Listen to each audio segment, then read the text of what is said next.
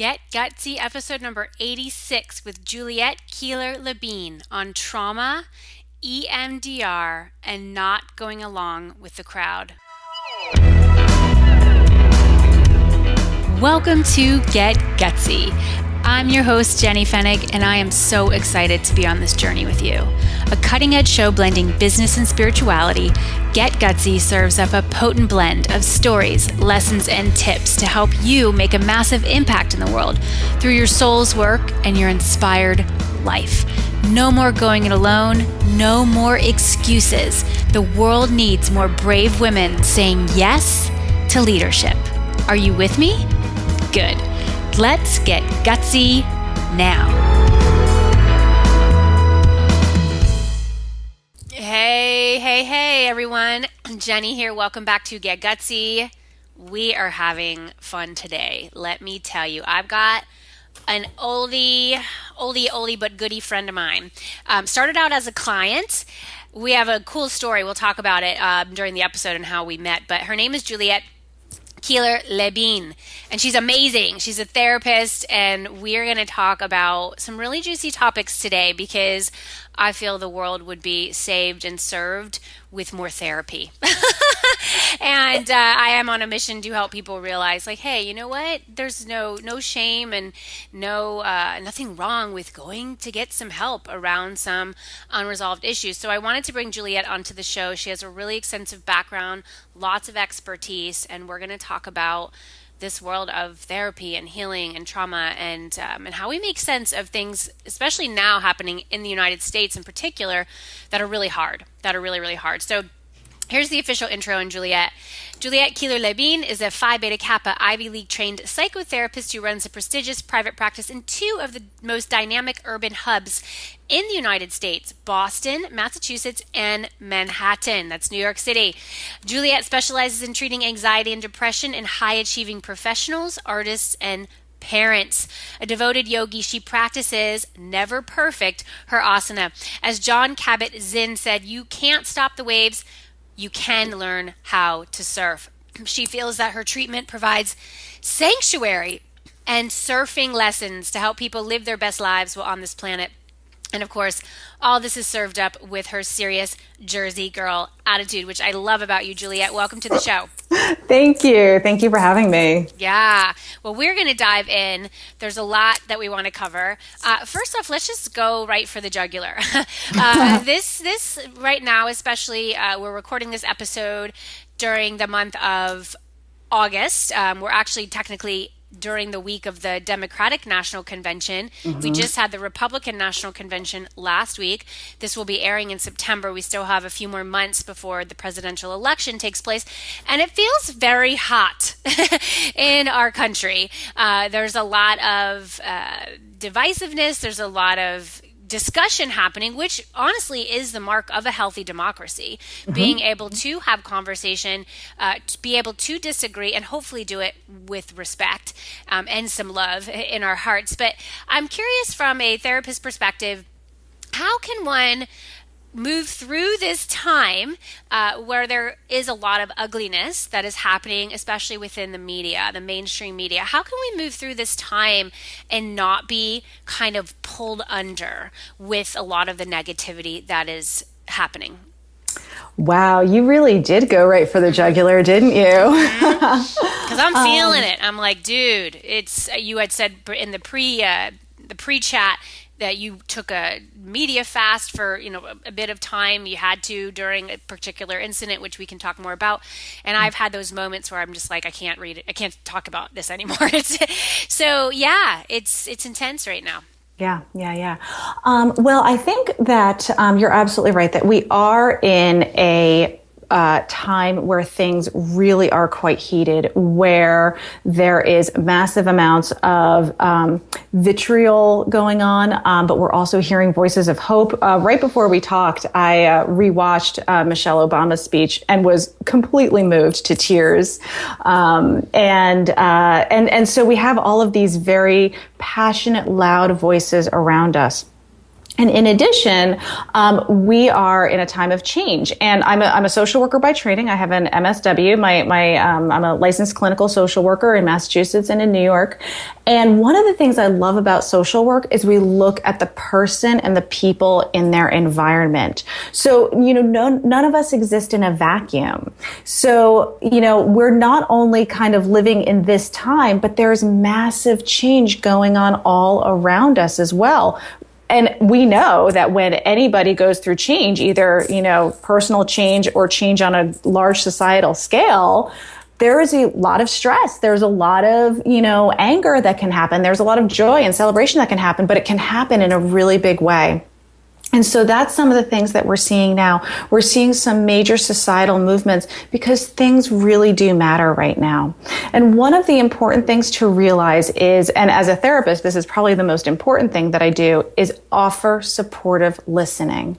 I may not completely agree with you, but I have to do supportive listening. And supportive listening is different than just regular listening, which is okay, I hear that. No, it's actually taking the time to listen. And even if you don't agree with it, knowing the points that you disagree with and hearing that the other person has a point. And that's something that we don't necessarily hear because there's so much vitriol going on, right? Mm-hmm. And also when we're on social media, that's not a place of supportive listening. It really is a place of, this is what I'm going to say and this is my point of view. Mm-hmm. And God knows I have fallen into that trap as well because I do fall to, the left side of the political spectrum. And I'm very honest about that. I'm very, very honest about that. I was raised in a very liberal family. I'm very proud of my liberal academic family that I come from. And one of the other important things, which I really take on, is self-care.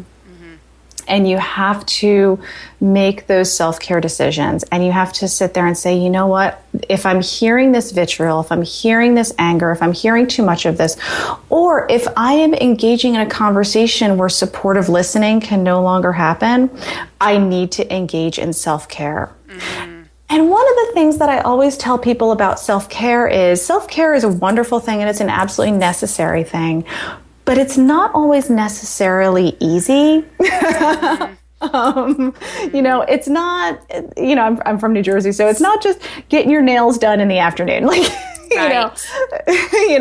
Sometimes it is taking time out. And, like I said, I just did a media diet because I was like, you know what, things are so heated these days. And I really need to step back and not listen to some of those voices right now. And instead, I, want to make sure that I go to bed at a really good hour so that I get lots of sleep. And I need to make sure that, the things that I need to get done are done rather than continuing to engage in something where I may not be able to fully be mindful and present so that I can be a good supportive listener and engage in the constructive debate and discourse that our country needs to have. Well said. That's beautiful. I love what you said about going to bed at a good hour. And especially during these conventions, that's very hard to do because they go on late and then there's the discussion afterwards and you kind of it's so easy to get pulled in. And it's very interesting for me too because I don't watch TV, but I do during this time because I feel it is my responsibility to be informed. And I have taken, in the past kind of this stance of, I just really don't like the political landscape. It's so negative. You can't trust anybody. They're all out for themselves, blah, blah, blah. So I'm just not going to know what's happening.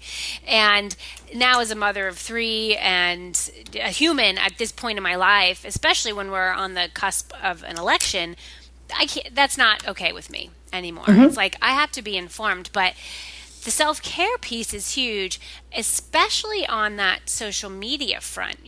Going to bed, yes, that's great.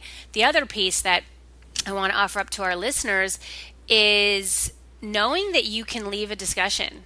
And when you're realizing that something is going on, this doesn't necessarily have to be related to politics, but about anything. You don't always have to have the last word. You don't have to answer everyone's question. You don't have to respond to everyone's statement.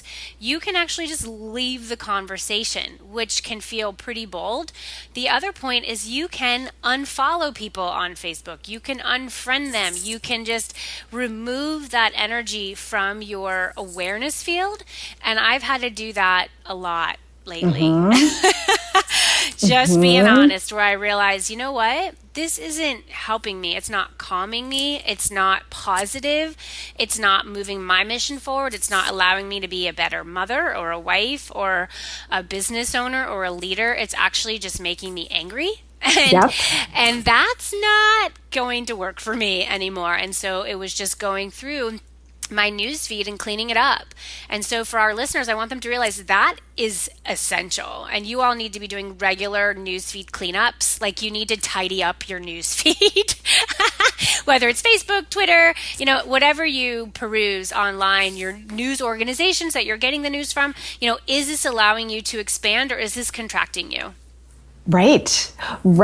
And it goes, and not only does that go in, terms of just, your political beliefs, but that goes in terms of like your whole life. Like, there may be messages that you're getting that just don't work for you. There may be people, I'm also a mother. I have two boys, and, there can be all kinds of, really strong opinions about parenting and stuff like that. And I'm like, you know what? Thank you. But that really doesn't work for me and my family. That's just not the message or the energy that we want to take on. And it's also critically important in life too, and, you work with professionals. I work with professionals too. You may be in a job, you may be running your business in a certain way, and you're like, you know what? I am not working with my ideal client. And one thing that I learned, I have a background in sales and corporate before I took the leap and started working for myself, and what a leap that was. Is, I don't have to go along with every single message that I hear or what everybody sits there and says. In fact, it might be more important for me to say no. And that may be the best thing that I do for this client. That may be the best thing I do for my company. That may be the best thing I do for my practice, which is saying, no, that's something I'm not going to do. And oh my gosh, it's really hard because, everybody wants to be liked and everything. And but sometimes you have to say no and tolerate being in a really not ideal, uncomfortable situation. Yeah, huge. That took me a long time to realize. That took me, and I'm still practicing that, especially when we have to say no to authority figures in our lives. Yeah, like doing, to clients, definitely that's one thing, or prospects. No, that's not going to work. But when it's a parent, when it's a boss, those historically for me had been the things that really tripped me up, that really kept me stuck, because there was those messages of, in order to be a quote, good daughter or good employee or good fill in the blank, one does this. And when you realize that that's not in alignment with your truth, that's not alignment with who you really are, what you believe to be the way you want to move through the world, it takes a tremendous amount of courage to speak up. But I feel, Juliet, that's really the hero's journey for us. That's the heroine's journey of us looking that person who freaks us out, who is that person you're going, I can't believe I'm going to say this to them, but this is the thing I absolutely need to say to them. That's the thing that absolutely moves us to our next level. We're able to break through that block. Absolutely. And in therapy, we use really great words for it. And we say that when something aligns with you well, we call that ego syntonic. And when something does not align with you, but you're doing it, and this just doesn't feel right, we call that ego dystonic. And of course, my use of the word ego is a little different than Gabby Bernstein uses it. I just wanted to make that distinction really fast. We're using it in a different, classical psychological way. I know Gabby Bernstein uses it a little differently. Ego is a bad thing, but you're saying that, we all have ego. And so it's just healthy amounts of ego. And so there's ways to kind of line up, is this alignment with our highest good? Is this kind of moving us forward, or is this holding us back? We're out of alignment. We feel off. It's not right. Right. Syntonic and dystonic. I like that. That's right? Really good. That's really good. So, wow. All right. So you and I have known each other for a long time. We met in New York City when I was running or leading those support groups for moms, right? Was that our original connection? Yes. And you only had one child, and I just had my second son. Right. So we were brought together. For all of our listeners who don't know, I once led new mom support groups in New York City. That was kind of my entry into group work, really, to group kind of coaching, space holding work. It was right after I'd had my first son. I had gone through a new mom support group. It was amazing. And I'm like, oh my God, there needs to be more of this available, like this offering, because for when you become a new mother, especially your first child, it's, oh my gosh, trial by fire. And you just want some people who get what you're going through right then, like who are fellow new moms, to go with it, go with you on that journey. And so I started leading these groups. They grew. We're bringing in new facilitators to help lead them as well, and just keep growing and growing. And Juliet, there was a possibility of us working together. We didn't end up working together, but then we did end up working together because Juliet came to my first ever retreat for goddesses in 2011, joined a number of my programs, really became a success story, and we developed a friendship over the years. We have boys who are similar ages, and we do share a love of life and, adventure. Juliet moved from New York City to Boston. How long ago was that? We moved about 18, 19 months ago. Awesome. So that's what I really appreciate about you is you go for it. You realize life is short. I'm going to go. I'm going to do these things. Even if you're afraid, you do it anyway. And that's something that I really respect and admire in you. And I remember, Juliet, was it a year ago that we had that conversation about EMDR? It was. Oh my gosh. So tell the listeners about what we were having a conversation about this modality. So what was our conversation about, and what is EMDR, and what did you then do with this EMDR modality?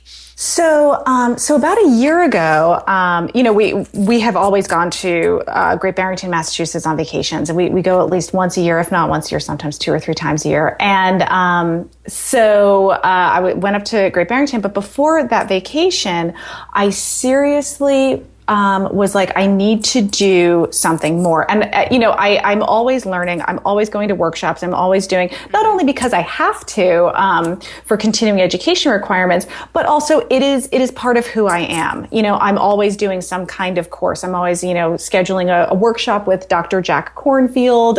Dr. Mark Epstein is another person that I've worked with. Or I take your courses, because not only am I running a therapy practice and needing to become a better therapist, but I'm also running a business. And so I very much was realizing that I was more and more working with people and trauma.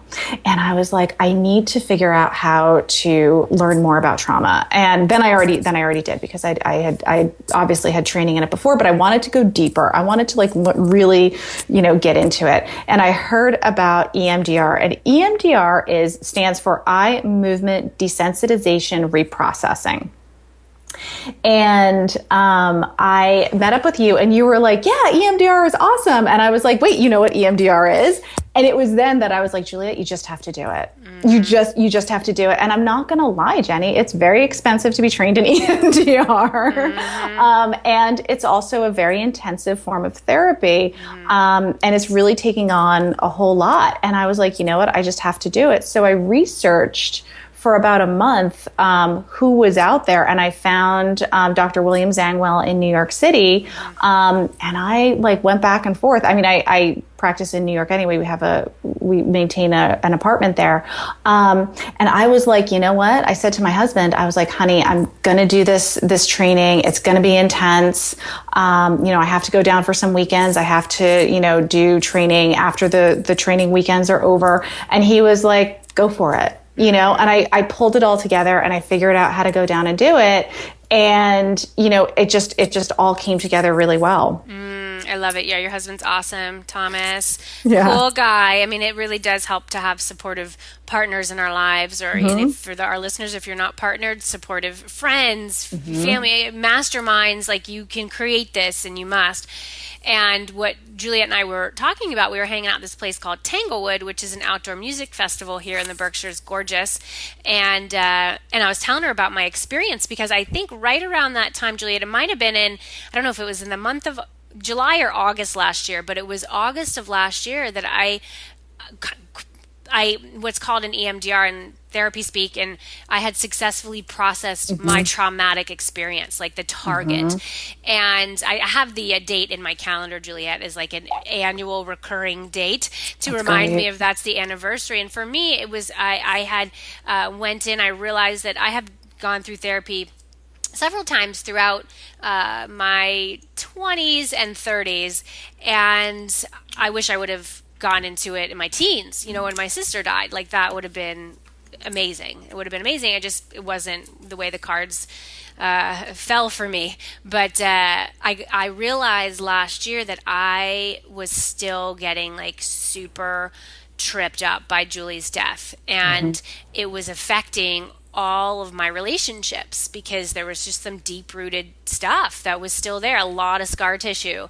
And I went into EMDR therapy. I found a therapist where I am, and it was, you go so deep and you move fast. Like, that's a thing that's amazing about it. It was over the course of a few months that it was like I was back in the room when Julie died, and I'm seeing it all, and I'm telling my therapist, how I felt and how I felt about myself in that moment. And I wasn't feeling good about myself. Absolutely not. And I had been carrying those messages of shame, guilt, sadness, anger, all of it with me for 20 years, 20 plus years. And so the EMDR basically was my liberation. And I was just telling Juliet about it because, she's a therapist and she does this work. And so, wow, what it then led to her getting trained in EMDR and now helping others who have had traumatic experiences. That is so exciting. So what can someone expect? Like, and what would you say would be like the kind of scenarios, like if someone is dealing with what kinds of trauma? Is there certain classifications? Is it really anyone who feels like they've had a traumatic experience can benefit from EMDR? Like, who's the best candidate? Really good questions. And people, like, when I start explaining EMDR, they're like, what? Because it really is sort of first of all, you're talking about trauma and really difficult things. And second, the process of EMDR is a little confusing. So I'm going to try to explain it. And you can definitely like fill in the blanks if you're like, oh, Juliet, I want to add this. But basically, you can't stop the waves, you learn how to surf. None of us are getting out of life without trauma. And there's the big T traumas, which are, the major traumas that are, the huge events, the, car crashes, that comes to mind. And those are the big T's. And then there's the little T's, the accumulation of small traumas over a life. And both of those can affect everyone's life, and this is sort of the truth of life, right? Buddha, his first principle was, all of life is suffering. And so you accumulate these small T's and you accumulate, then there's the big T's. So there are different kinds of classifications of trauma. And, I think that one of the things that you talked about, which was you noticed that the trauma of your sister passing, we'll talk a little bit about that, was affecting your relationship. And one of the things that we talk about in EMDR is that trauma can act as an infection. So you may not even realize that, this infection is bothering you, but all of a sudden it like springs up later and you're like, ow, that really hurts. And what you need to do is go in and drain the infection. And that's what we try to do when we talk about reprocessing. So what EMDR does is we bring up a quote unquote target of the traumatic event or tough memory or something that you want to work on. My 6th grade teacher accused me of cheating in front of the class when I really didn't. And even just thinking about that, makes me feel like, oh man. And, and then you go into it and you bring up that target and you bring it up in a vivid picture. And you bring up all of those bad feelings that go along with it. You bring up what the room looked like and everything. And then we also want you to talk about where you're feeling it in your body, because our brains, again, we don't operate in a silo. It's all very connected. So, are you feeling it in your shoulder? Are you feeling it in the pit of your stomach? Like, are you feeling knee pain? Are you feeling jaw pain? Is there something going on with your jaw? And then we lead people through that. And then we ask people to think of a positive cognition. Because when we talk about reprocessing, what we want you to do is we want you to reprocess the traumatic event so that you have a positive cognition to look back on. So that you drain out the infection and you have a positive cognition. That I am okay as I am. I am good enough. I am smart enough. I can make mistakes and still be a good person. Those are some examples of positive cognitions. Wow, I like that, draining out the infection. Yeah. It's from it's an Ayurvedic medicine metaphor. I like that. There was something else I was listening to recently, and how I was listening to another podcast, I believe, and it's like the doctor doesn't even get concerned, like if there is an infection in the body, it's more, is the body removing it? It's like those are natural courses of life. Like, as you said, trauma is something that none of us can escape. Like, we're all going to experience some kind of loss. We just are, big T's, little t's, and the body wants to naturally release infection, but with these traumas and the mental residue, the mental, the thought patterns, and the way that we feel about ourselves and the stories that we tell, that stuff just accumulates. And then we become heavy, and every move that we make, every thought that we think is connected to that infection, is connected to that trauma. So for all of our listeners, if that is resonating with you, if you are feeling like you have experienced something and it's an infection, it's not allowing you to be your highest self, it's not allowing you to truly walk in the path of your destiny, and you're ready to do something about it, please look into EMDR. What's the best way for them to do that, Juliet, in their local area? Like, how would someone, I know the process I went through to find an EMDR certified therapist, but what can our listeners do? So there is, I'm going to the website right now. It's emdria.org, EMDRIA.org. That's the EMDR International Association. And it has, like, right on the banner page, find a therapist. So you can actually click right on that and just put in your zip code, and it will find someone who does EMDR who's registered with the site in your radius. Now, there's something else that I want to say, because EMDR is not the only therapy that I practice. As you know, I also do mindfulness-based cognitive therapy. I do talk therapy, like, let's just, talk this out, let's brainstorm. And so EMDR is a wonderful form of therapy. I'm really looking forward to adding to my education. I'm already making plans to, like, do trainings in more kinds of EMDR therapy, as well as, other sorts of therapies that are associated, because I'm really enjoying it. And if EMDR is not for you, there are so many other therapies that are out there. Exactly. There's cognitive. There's psychoanalysis, the classical form of therapy that Freud started. There is, Gestalt. There are so many really great therapies. And so if EMDR may not be the right therapy for you, there are so many others. I am a firm believer that, there's so many different paths to healing and health that, there's a path out there for you. And I think that's the big message I want to put out, that there is a path out there for you. That's beautiful. There is a path out there for you. Yes. And, I've benefited greatly from talk therapy, right? Which is at the core of a lot of those therapy modalities that you shared, and massage therapy, acupuncture, like body healing arts. Like, I just did recently for the first time craniosacral therapy. Oh my gosh. Amazing. Y'all, if you haven't checked that out yet, go find yourself a craniosacral healer or Reiki or, something like that, because it's just, don't go through life so heavy. I think that's my message. Don't go through life so heavy. Lighten your load. Lighten your load. The lighter you are, the further you can go. The more energy you're going to have, the more ability you'll have to be mindful, like you said, to stay present, even when much of the world is like throwing mud, slinging negativity and just trying to take people down. You won't need to do that, because I'm gonna borrow Michelle Obama's words. When they go low, you go high.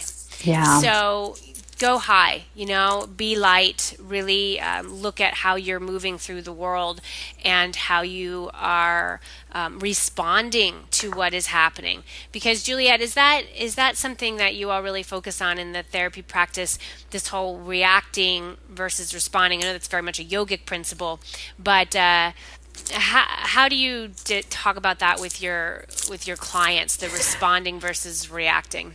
Absolutely. And it's a really, I primarily practice mindfulness psychotherapy, and absolutely, which is this idea of, instead of having just a hair trigger response of, I have to fight back, taking that moment, which is what I talk about in the supportive listening, which is really mindful listening, taking that moment to take a deep breath, assess the entire environment. One of the things I love about social work, it's not just about the person, it's about the environment, it's about the situation, it's about all the different things around, and then formulating your response. And I tell people, one of the things that's going on here is you just don't have all the information, and you're feeling a lot of stress and anxiety, which are normal feelings that we have. If we didn't have an anxious response, oh my gosh, evolutionarily speaking, we wouldn't be doing very well at all. We need to have anxiety. But you can decide what to do with that anxiety. And then so it's, in mindfulness, we talk about this kind of interesting paradox of having control over so very little in our lives. We don't know. We don't know if the catastrophic diagnosis is going to happen, and we don't know if the job is going to be lost, and we don't know if funding is going to drop out, or the lease is going to be lost, or something, or the rent goes up. We don't have control over that, but we do have control over our responses, and we do know that whatever the situation is, it is ephemeral. It is ephemeral, that there are things that we can do and it will pass. And the world keeps turning. The world keeps turning. Yeah, one of my favorite expressions is, "This too shall pass." So we've got to remember that. It doesn't mean that the moment itself isn't challenging. And I have challenging things that happen to me often, and there are days that I do a better job of responding versus reacting. I know my intention and commitment to moving my body, getting outside in nature, observing that, the trees just keep on doing their thing. They're not freaking out today.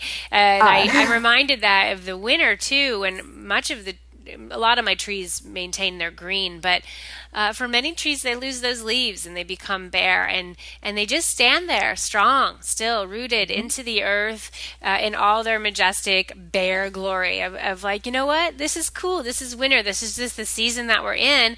And, come spring, come summer, watch out. Come fall, boom, you come check me out and be all colorful, Right. And so can we ride those waves and truly be in the season that we are in? So Juliet, on a business perspective, what are some of those lessons learned that you have had to wrap your head around to successfully own and grow your private practice as a therapist?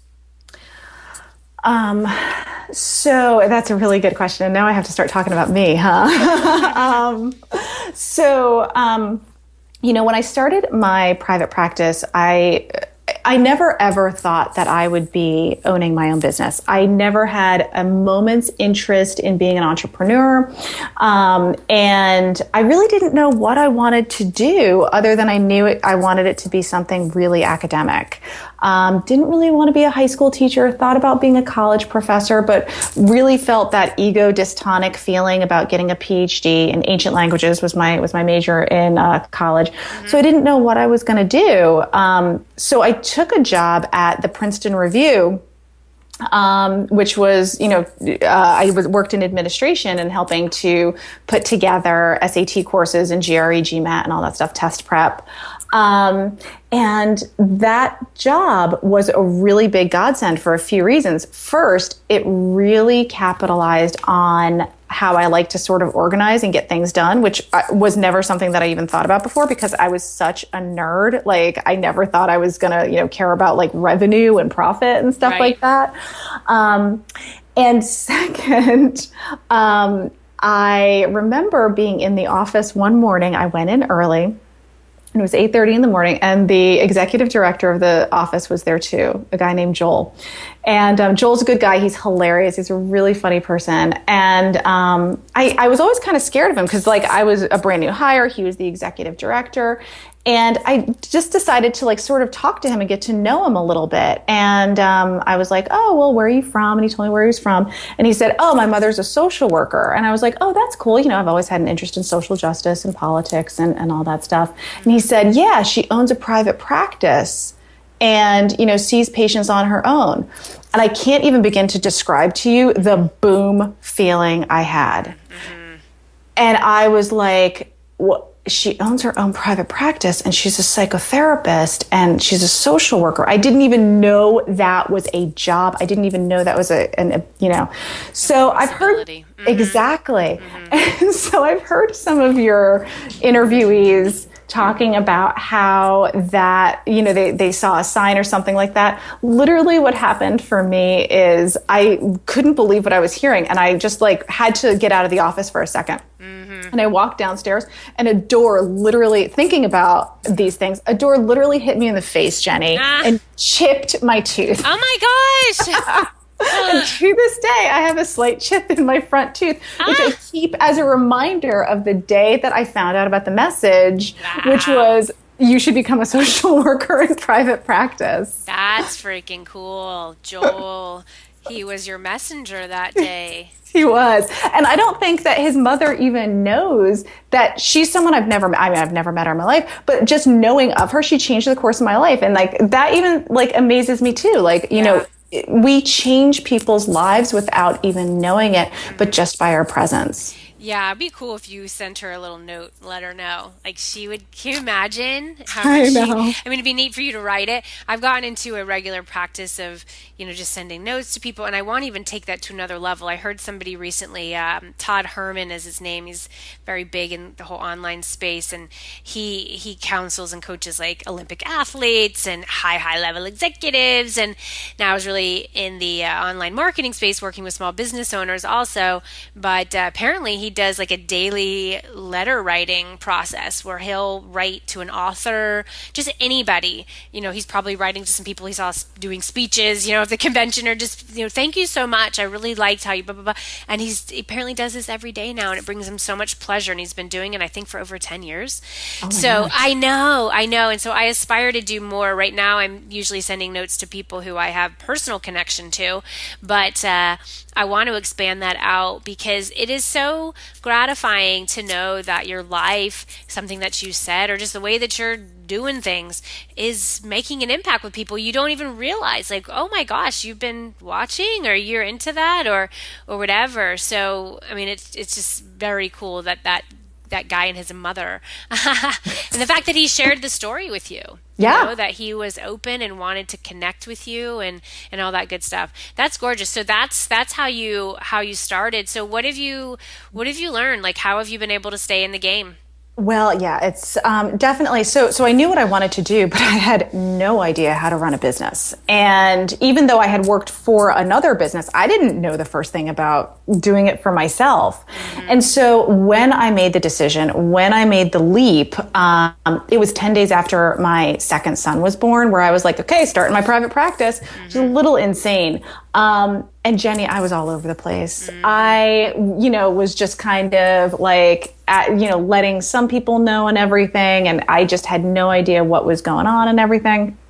I was really throwing money out the window. I really didn't understand anything about systems. Mm-hmm. And the thing is that I knew, however, I was like, if I am not running a tight business, mm-hmm. I'm not going to be a good therapist. These two are tied together. Yeah. And I need to make sure that I am as diligent as I am with patients and learning and all that fun stuff but I have to apply the same mindfulness to my business. So I applied the technique that I used in school when like I could not translate Virgil to save my life. Or Tacitus, which was really hard Latin. And I was like, I need to find other people who are good at business and like learn from them. Yeah. So that's how I also didn't know what I wanted to do, but I knew I needed money. So I had no money at that time and I was living in New York City and you know how that can go. Yeah. Not so easy. Not so easy. And that's when I heard about Mommy Bites. And I went to the meeting and I sat there and the message that I received in the meeting, and I remember it was the Le Pain Quotidien. This was the meeting that Juliet and I met. Yeah. And I remember hearing the message, which was, this is cool. This is awesome. But I am their client, not their leader. I want to run my own business. But I really hooked into you and you knew exactly how to run a business. So I was like, from here on out, I'm going to see what Jenny does. Awesome.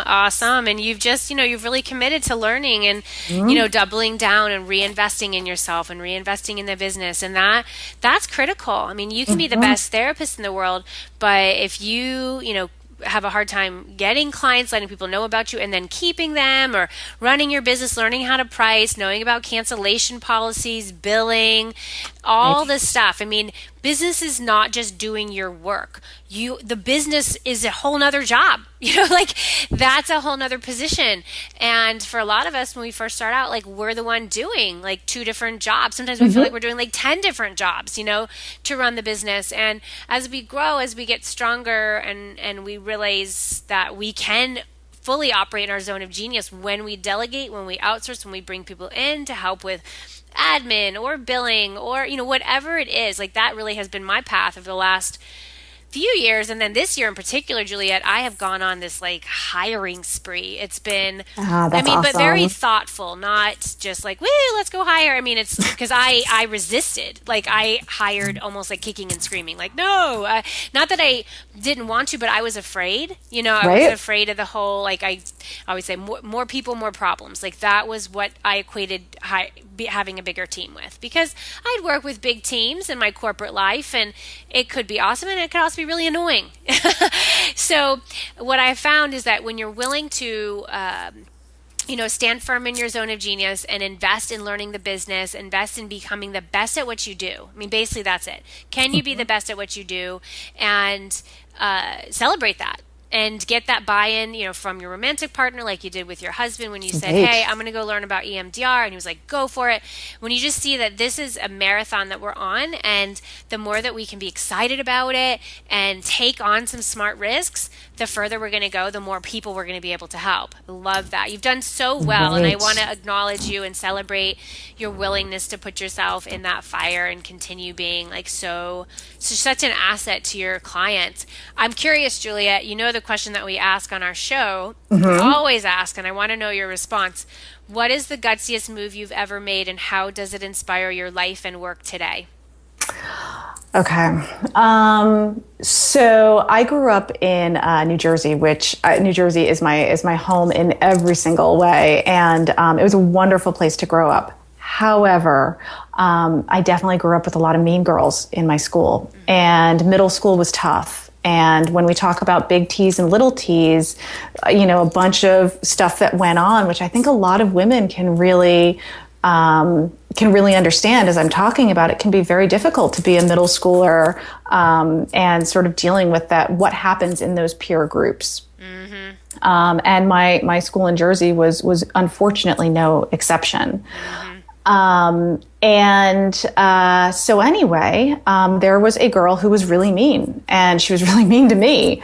And it was awful. And I really felt bad about myself, and I just wanted so badly to be popular and to be liked. But the truth is I was a frizzy haired, nerdy girl, and I was new to the school at the time. And it was just a whole, a whole mishigas of stuff. And the situation was not that good. And one day I was like, I have had enough. I've had enough of all of these girls, being mean to my friends. I've had enough of, the fights. I've had enough of all the cattiness. And I was 14 and in 8th grade, and I said, it ends with me now. It ends with me now. And I knew exactly what I was taking on. If you don't keep going with the popular crowd, they're going to, they're going to ostracize you. You're not going to be part of the cool group. And I was like, you know what? I'm okay with not going along with the mainstream. Yeah. And so I was confronted by her and a bunch of other people. And in front of everybody, I said, that's right. I'm not going to do it anymore. I don't like you. I don't like what you're doing. And I'm done. And what happened? Well, the craziest thing happened. All of a sudden, like the tension in the room just dropped. And they were like, oh, okay. And I remember people sort of turning away and then walking up to me being like, hey, that was really great, Juliet. And all of a sudden, I was not close friends with anybody, like it wasn't like, all of a sudden it became like, a wonderful party. But I had achieved a certain level of respect. And with some of those girls, a new level of actual friendship. And for me, it is now a lifelong mantra, I guess, of, I don't have to go along with the crowd. And that's something that I go along in my practice, where I'm like, you know what, all these people are doing, X, Y, and Z, but let me just, learn about all this other stuff over here, because maybe there's some modalities of healing that I don't even know about, but there's some really cool academics doing some stuff over here. And yeah, and also with my family, Jenny, my kids don't watch TV, and we do send them to public school, but my kids don't play with, some of the same toys. They're not allowed to play video games. And that very much goes against a lot around us, but I'm kind of like, you know what? That's us. Yeah, that's how we roll. That's the rebel, and I think that's why we also connect very well. We have a similar philosophy in our home with our family, and I know we're not the norm, and that's cool. Whatever it is, just find your path. Be willing to be a rebel. Be willing to zig when everyone else is zagging. Not going along with the crowd is one of the most powerful acts you can take, and also not caring what other people think, because at the end of the day, it's what you think about yourself. Because I don't know about you, Juliet, or your clients, but the amount of meanness I can give to myself is so much bigger than what anyone else can give to me. Right. Like I can crush myself, because we know our own triggers. We know ourselves really well. And so can you look at yourself in the mirror? That's gorgeous. Juliet, how can people find out more about you, stay in touch with you? Where do you want to guide them? Okay, you can find me on my website, jklebien.lcswr.com. I also have a Psychology Today profile, Juliet Keeler LeBien, which you can reach me through. And I am also located, my office is in downtown Boston starting in September. I am up-leveling to a beautiful new space, 29 Commonwealth Avenue. Woo! Guys, so you're in Boston and Manhattan. So if any of our listeners in those areas and they want to connect with you, definitely reach out to Juliet. She's amazing. She walks her talk.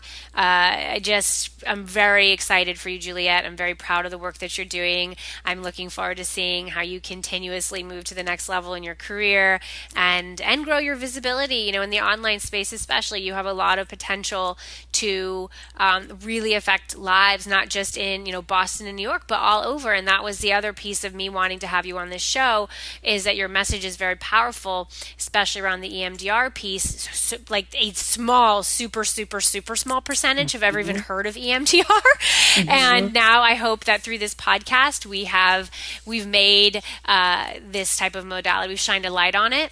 And so whether it's EMDR or another type of therapy, all of our listeners know that you can get help. And you don't have to just handle it. You don't have to just, push it under the rug. That doesn't happen. I've tried that. The infection needs to be released, as you said, Juliet. And thank you for all that you do. All you listeners out there, go through life lighter. What are you going to take away from this episode? What action are you going to take right now? What move are you going to make to become more in alignment with your truth, to really cash in on your calling. That is my hope for you today. And this is Jenny Fenig sending you so much love, light, and faith as you get gutsy. I will see you next time. Hey, this is John Lee Dumas of EO Fire, and you're listening to Get Gutsy with Jenny Fenig. Gutsy leaders unite and ignite. I hope you enjoyed this episode of Get Gutsy as much as I enjoyed creating it for you. Are you responsible for leading and growing your spiritual business? If so, I have a free tool for you that will help you spread your message like wildfire. It's called the Sacred Marketing Puzzle, and it's a one-page PDF guide that simplifies the often mysterious and confusing world of marketing. When you use sacred marketing tools to amplify your message, you'll provide huge value to your tribe and grow your business. What are you waiting for? Go to jennyfenig.com/puzzle to get yours instantly. That's jennyfenig.com/puzzle. Gutsy leaders, unite.